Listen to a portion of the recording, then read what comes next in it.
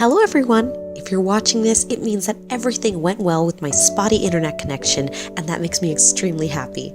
I have been having an amazing time here in Austria, and between bouts of jet lag, I managed to film this first impressions video. The polish I will be reviewing today is from an indie brand called Lucky 13 Lacquer, and there will be a link to the online shop in the description below. This polish is called 11 Minutes of My Life I'll Never Get Back, a bit of a mouthful of a name that is from the Walking Dead collection and is inspired by one of Maggie's one-liners. I'm starting off with OPI's Nail Envy. I'm still trying to find my holy grail nail strengthener, so we'll see if this is it after a few more uses. The first thing I noticed is that this formula is a bit on the thick side. Now, because these are all hand blended, it is important to remember that not each bottle will be exactly the same. However, I can only comment on the one that I have.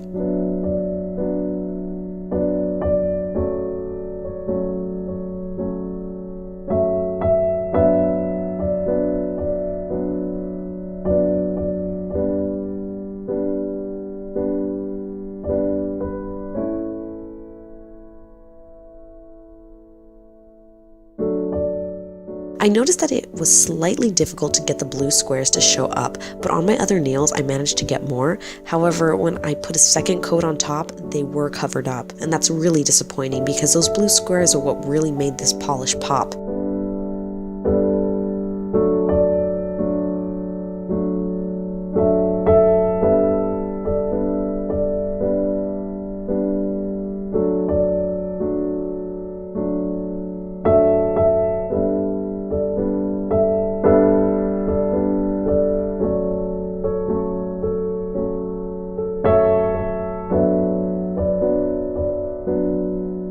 And after about 4 coats, I am finishing up with a great helping of Julep's Freedom Polymer top coat. Once again, not exactly a holy grail, just trying out these different top and base coats, trying to find the right combination for me. Now this is the photo that is up on the Lucky 13 Lacquer website. It is by Lacquer, and there is a link to her blog in the description below. One of the criteria I am judging polishes on now is how accurately they are depicted on the company website. I understand that there are variations in hand-mixed batches as well as lighting and angles and all of that, and I know that companies want to show the best of their product. However, I feel it is important for a company to represent their product accurately so that the consumer knows what they are getting. In my case, it did not matter what lighting I was in, the polish always looked like a purplish gray cream and nothing like the jelly eggplant purple in the swatch. Now, this could be for any number of reasons.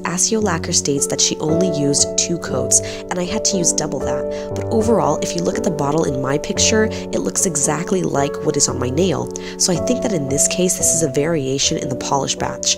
But honestly, if I had known it would be this dark, I probably would not have bought it. So in this instance, I'm a bit disappointed because it's so dark that unless you are looking at my nail really closely, and I mean really closely, the blue squares are practically invisible. And like I said earlier, those blue squares are really what make this polish so unique, as well as the jelly eggplant purple, and for me it just didn't come through. So here's my breakdown of this polish, and overall I gave it a 3 out of 5, and honestly I'm kind of stretching that. I feel maybe a 2.5 would have been a bit more accurate just because of all of the reasons that I have mentioned. This includes the fact that it was thick and hard to work with. It was harder to get the blue squares to show up. Now, I did try and roll it between my hands. A lot of the times that gets the glitters to come up more. That didn't really help in this case. Overall, this one really was a letdown for me, and like I said, I think a big part of that is the fact that in my personal bottle it was much more gray and dark and just not really what I was expecting from the swatch that was shown next to it. You all know that I love indie polishes because they are so unique, but I want to make sure that what I'm getting and what you guys are getting if you choose to purchase is what is expected. Now, let me know if you guys have tried Lucky 13 Lacquer polishes or any other indie brands, because you know I love them and I'm always looking for new ones to try. Thank you guys for watching. Don't forget to click the like button and subscribe to my channel. I really hope that this video helped you out. And you know what? Come stay up to date with all of my shenanigans by following me on Facebook, Twitter, Pinterest, and Instagram. TMNT Cupcake, just like it's spelled here, except on Instagram where the E is a 3. And I'll see you guys next time. Thanks. Bye.